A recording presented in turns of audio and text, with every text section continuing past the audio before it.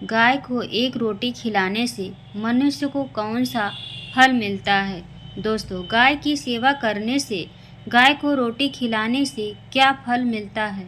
गाय के किस अंग को स्पर्श करने से रोग नष्ट होते हैं। गाय को नमस्कार करने से क्या फल मिलता है। इससे मनुष्य को कितने फायदे मिलते हैं, आज इस प्राचीन महान कथा के माध्यम से हम आपको बताते हैं।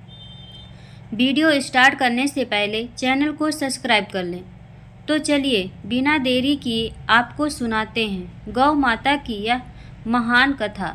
दोस्तों, एक बार देवर्षि नारद भगवान श्री कृष्ण से मिलने के लिए द्वारका नगरी में पधारे।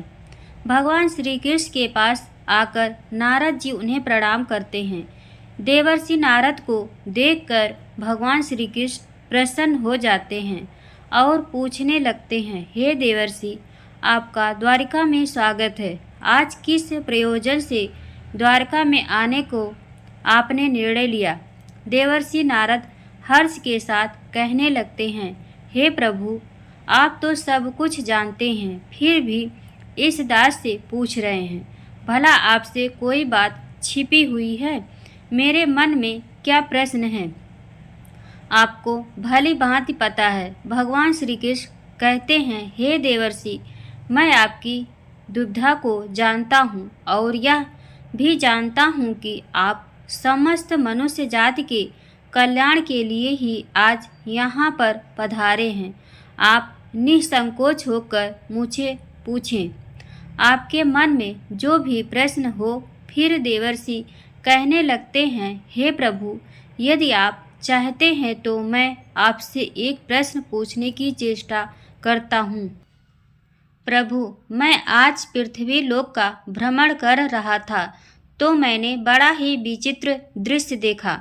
मैंने देखा कि कुछ दुष्ट मनुष्य गायों को मार कर रहे थे, वहीं दूसरी ओर कुछ मनुष्य गायों की पूजा भी कर रहे थे। तो प्रभु, यह दृश्य देखकर मुझे बड़ी व्यथा हुई। मनुष्य खुद के स्वार्थ के लिए निष्पाप पशुओं पर अत्याचार क्यों करता है। हे प्रभु, मेरे मन में यह जानने की जिज्ञासा हो रही है कि जो मनुष्य गाय की सेवा करता है, उसकी पूजा करता है, उसे क्या फल मिलता है, और जो पापी गायों पर अत्याचार करता है, उन्हें कौन सा दंड मिलता है। इस प्रकार से नारद जी द्वारा पूछे जाने पर भगवान श्री कृष्ण मुस्कुराते हुए कहने लगते हैं, हे देवर्षि, आपने बहुत ही उत्तम प्रश्न किया है।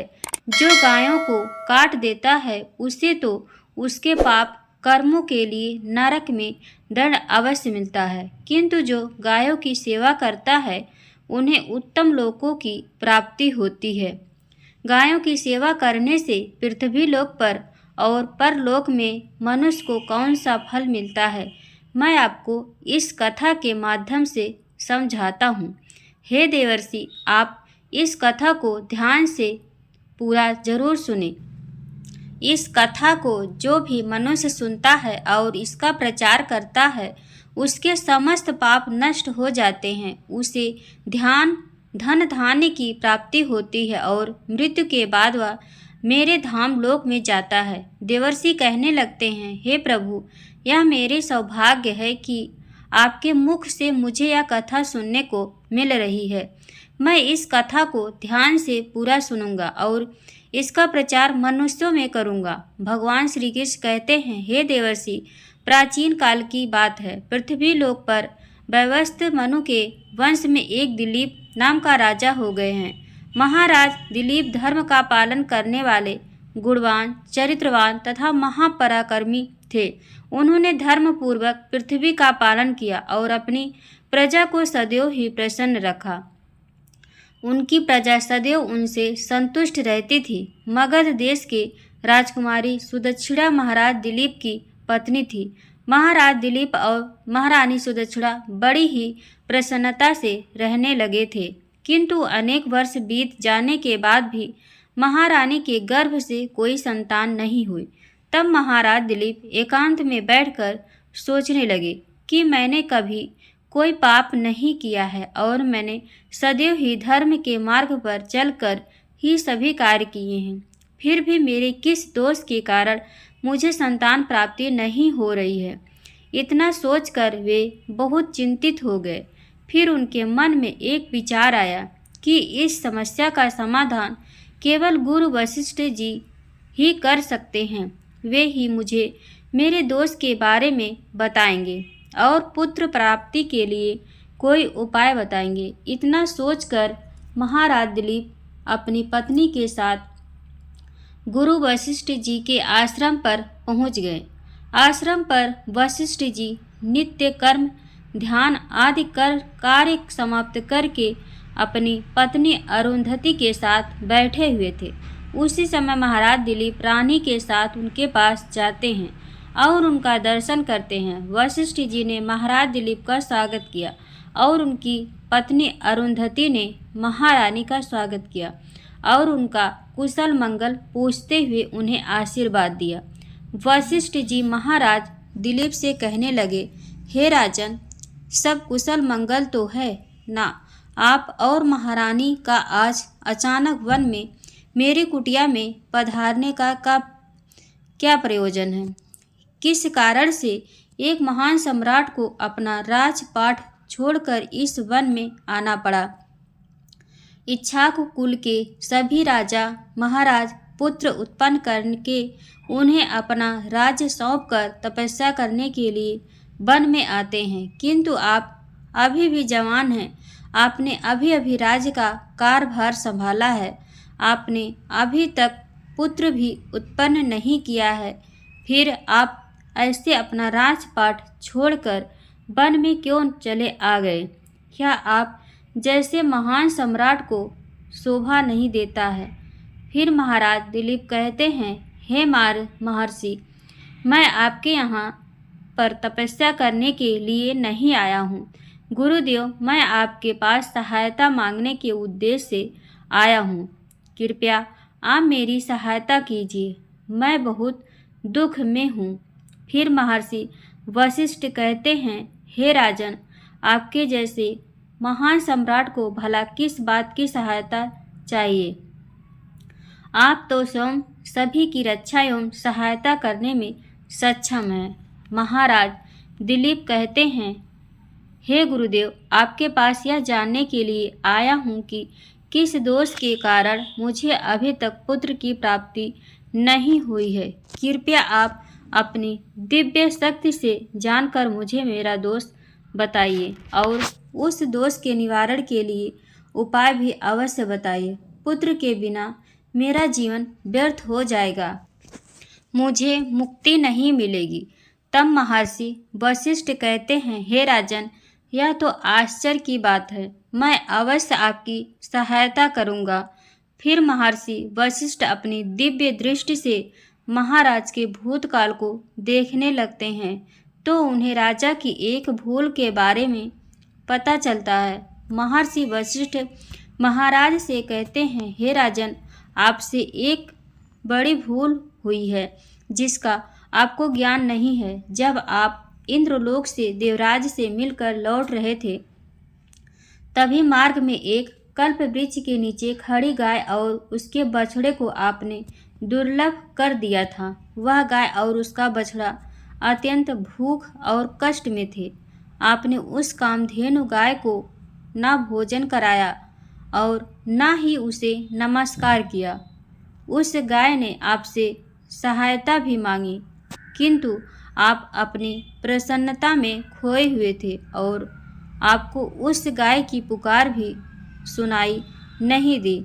आपकी कृतज्ञता को देखकर वह गाय अत्यंत दुखी हुई और उसने आपको श्राप दे दिया। हे राजन, जो मनुष्य गाय को कष्ट में देखकर उसकी सहायता नहीं करता, भूखी गौ माता को भोजन नहीं कराता, उसे तो महापाप लगता है और उसी गाय के श्राप के कारण आपकी कोई संतान नहीं है। इस प्रकार से महर्षि वशिष्ठ ने महाराज दिलीप को उनके दोष के बारे में बता दिया, जिसे सुनकर महाराज बहुत दुखी हुए और पश्चाताप करते हुए कहने लगे, हाय, यह मैंने क्या कर दिया? मुझ पर धिक्कार है। मेरी ही मूर्खता के कारण एक गाय को और उसके कोमल बछड़े को इतना दुख सहन करना पड़ा। मुझे तो अब राजा बने रहने का भी अधिकार नहीं है। महाराज महर्षि वशिष्ठ से कहते हैं, हे गुरुदेव, अपनी इस भूल को सुधारना चाहता हूँ। कृपया आप ही मुझे कोई उपाय बताइए जिससे मैं इस घोर पाप से मुक्ति पा सकूं। मेरा अपराध क्षमा के योग्य नहीं है, किंतु फिर भी मैं प्रायश्चित करना चाहता हूँ। फिर महर्षि वशिष्ठ कहने लगते हैं, हे राजन, आप दुखी ना हो। इस दोष से मुक्ति का उपाय अवश्य है। आप मेरे आश्रम की नंदिनी नाम की गाय की सेवा करो। वह उसी कामधेनु गाय की पुत्री है जिसकी आपने सहायता नहीं की थी। अपनी पत्नी के साथ मिलकर तुम उस गाय की सेवा करो, उसकी आराधना करो। वह तुम्हें अवश्य पुत्र प्रदान करेगी। तभी वह नंदिनी गाय बाहर से उस आश्रम में प्रवेश करती है। उस गाय को आता देखकर महर्षि वशिष्ठ बोले, हे राजन, देखिए, केवल स्मरण करने मात्र से ही कल्याण करने वाली यह नंदिनी गाय स्वयं चलकर आई है। आप भाग्यशाली हैं। यह गाय निश्चित ही आपके दुख दूर करेगी। आप वन में इस नंदिनी गाय के पीछे पीछे चलकर इसकी सेवा करो। जंगल में रहने वाले हिंस पशुओं से इसकी रक्षा करो और आश्रम में लौट आने पर रानी सुदक्षिणा इस गाय की सेवा करें। इससे प्रसन्न होकर यह गाय तुम्हें निश्चित ही पुत्र प्रदान करेगी। फिर महाराज दिलीप ने ऐसा ही करने का वचन दिया और फिर उसने दूसरे दिन सुबह महारानी ने गाय की पूजा की और महाराज उस गाय को चराने के लिए वन में लेकर गई। जब वह गाय चलने लगती तो महाराज उसके पीछे पीछे चलते, इधर उधर से हरी हरी घास लाकर उस गाय को खिलाने लगते। जब वह गाय किसी वृक्ष के नीचे बैठती तो महाराज भी उसके साथ बैठकर विश्राम करते। महाराज उस गाय के शरीर से मच्छरों को हटाते और अपने हाथों से उसके मस्तक को सहलाते। इस प्रकार से महाराज उस गाय की सेवा में लगे रहे। जब शाम हुई तो महाराज उस गाय के साथ आश्रम में लौट आए। आश्रम में पहुंचते ही उस गाय ने अपने खुरों से महाराज पर धूल उड़ाई, जिससे महाराज का शरीर पवित्र हो गया और उसके सभी पाप नष्ट हो गए। फिर महारानी सुदक्षिणा ने आगे आकर नंदिनी की अगवानी की और विधि पूर्वक उस गाय का पूजन किया तथा बारंबार उसके चरणों में मस्तक झुकाए। फिर उस गाय की प्रदक्षिणा करके हाथ जोड़कर वह उसके आगे खड़ी हो गई। फिर उस गाय ने उस रानी की पूजा को स्वीकार किया और रानी पर अपनी दृष्टि डालकर उसके सभी दोष समाप्त कर दिया। गाय की दृष्टि पड़ते ही रानी अत्यंत पवित्र हो गई। इस प्रकार से महाराज दिलीप को उस नंदिनी गाय की सेवा करते हुए 20 दिन बीत गए। फिर 21वें दिन महाराज जब गाय को लेकर वन चले गए तो वह गाय चढ़ते चढ़ते हिमालय पर्वत पर चली गई और महाराज भी उसके पीछे पीछे चले गए। वहाँ उस पर्वत पर खड़े होकर महाराज उस हिमालय पर्वत की सुंदरता को निहार रहे थे। इतने में ही एक शेर ने आकर उस नंदनी गाय को बलपूर्वक दबोच लिया। राजा को उस शेर के आने की आहट तक नहीं हुई। उस शेर के चंगुल में फंसी नंदिनी ने दयनीय स्वर से बड़े जोर से चित्कार, महाराज मेरी रक्षा करो, हे महाराज मेरी रक्षा करो। जैसे ही महाराज ने उस गाय की पुकार सुनी तो उन्होंने देखा कि एक भयंकर शेर ने उस गाय को दबोच लिया है और उस गाय की आंखों से आंसुओं की धारा बह रही है, जिसे देखकर महाराज व्यथित हो उठे और उन्होंने तुरंत ही अपना बाण निकाला और धनुष की डोरी पर रखा और उस शेर को मारने के लिए प्रत्यंचा खींची। उसी समय उस शेर ने महाराज की तरफ देखा। उस शेर को दृष्टि पड़ते ही महाराज का शरीर स्तंभ हो गया। उनकी शक्ति क्षीण हो गई, उनका सारा बल नष्ट हो गया। जब उनके अंदर उस बाण को छोड़ने की भी शक्ति नहीं रही, फिर वह शेर उस महाराज से बोलने लगा, हे राजन, मेरे ऊपर प्रहार करना तुम्हारे बस की बात नहीं है, क्योंकि भगवान शिव मेरे ही पीठ पर पैर रख कर नंदी पर बैठते हैं, इसलिए तुम मुझे मारने की चेष्टा मत करो और यहाँ से लौट जाओ।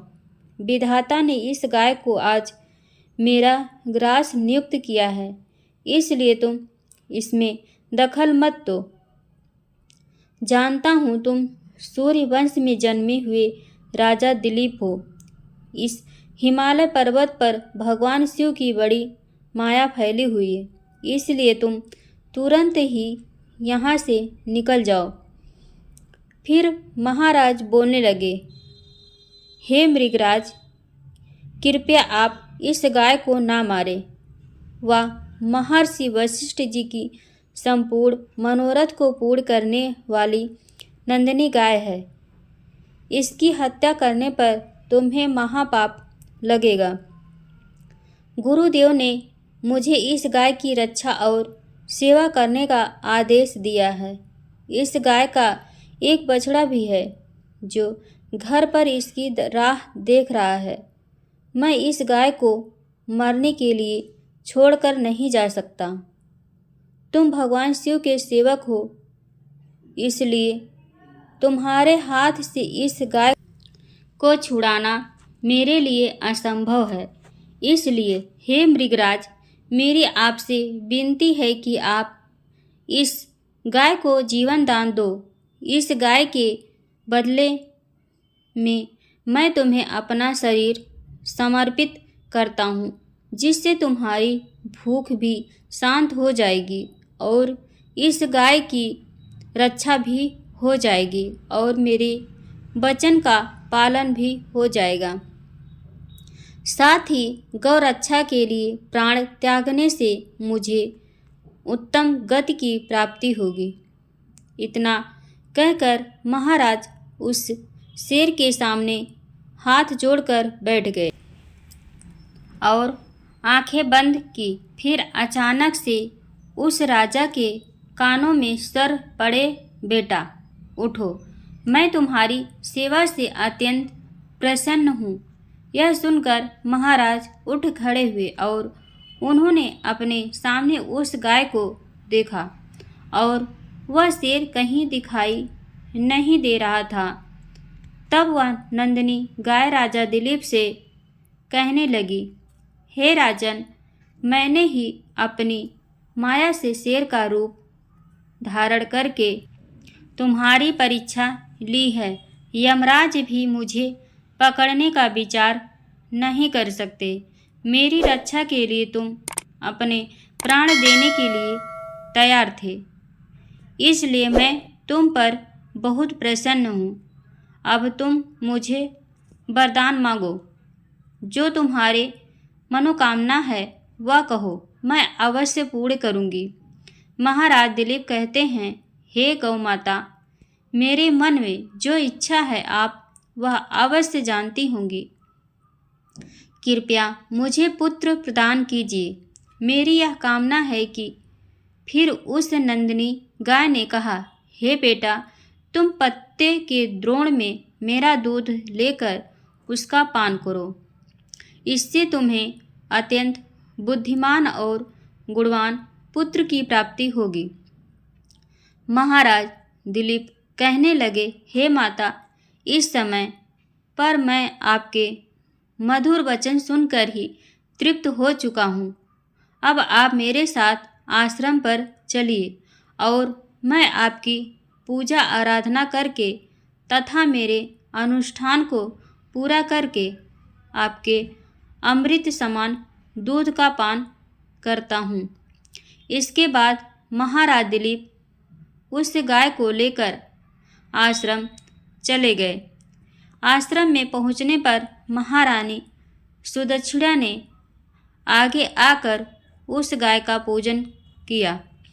तब उस गाय ने कहा, हे महारानी, आप मेरी पीठ को स्पर्श करें, इससे आपको अत्यंत गुणवान, बलवान और विद्वान पुत्र की प्राप्ति होगी। फिर महारानी ने गाय की पीठ को स्पर्श किया। महाराज और महारानी ने उस गाय की विधिवत पूजा आराधना की और उनके अमृत के समान दूध को प्रसाद समझकर ग्रहण किया। उन दोनों की प्रसन्नता देखकर महर्षि वशिष्ठ कहने लगे, हे राजन, अब यह गाय तुम दोनों पर प्रसन्न है। तुम्हारी मनोकामना अवश्य पूर्ण होगी। जो भी मनुष्य गाय की सेवा करता है उसे भोजन कराता है और उसकी प्रदक्षिणा करता है, उसके सभी मनोरथ सफल होते हैं। जो भी गाय की रक्षा करता है और उसकी कभी दुर्गति नहीं होती है।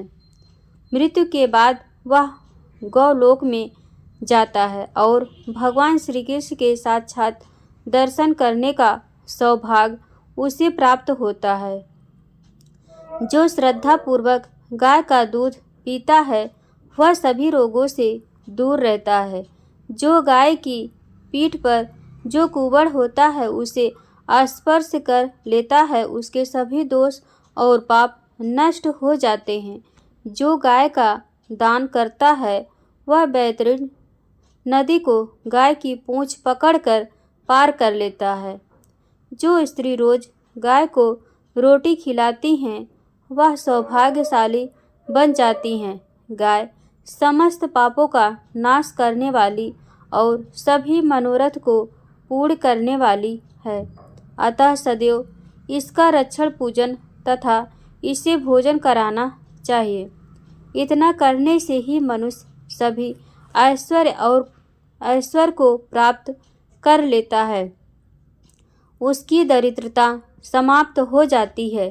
फिर भगवान श्री कृष्ण कहते हैं, हे देवर्षि, इस प्रकार से महाराज दिलीप द्वारा गाय की सेवा करने से उन्हें एक पुत्र की प्राप्ति हुई, जिसका नाम रघु रखा गया, जिसके नाम से इस पृथ्वी पर सूर्यवंश की ख्याति हुई और बाद में उसका वंश रघुवंश नाम से प्रसिद्ध हुआ। तो दोस्तों, आप भी नित्य गाय की सेवा करें, रोज गाय को रोटी खिलाएं, गाय की रक्षा करें। आपको यह कथा कैसी लगी कमेंट बॉक्स में बताएं। प्रिय दोस्तों, आज के वीडियो में बस इतना। हमारे द्वारा शास्त्रों के अनुसार दी गई जानकारी आपको अच्छी लगी हो तो कमेंट बॉक्स में राधे कृष्ण जरूर लिखें। वीडियो को एक लाइक कर दें और अपने फैमिली फ्रेंड्स में शेयर जरूर कर दें। ऐसे ही इन्फॉर्मेशन वीडियो देखने के लिए हमारे चैनल को सब्सक्राइब कर बेल आइकन को प्रेस कर लें, ताकि जब भी मैं कोई नया वीडियो डालूं उसका नोटिफिकेशन आपके पास सबसे पहले पहुंचे। वीडियो देखने के लिए आप सभी का बहुत बहुत धन्यवाद। Thank you. जय जय भारत।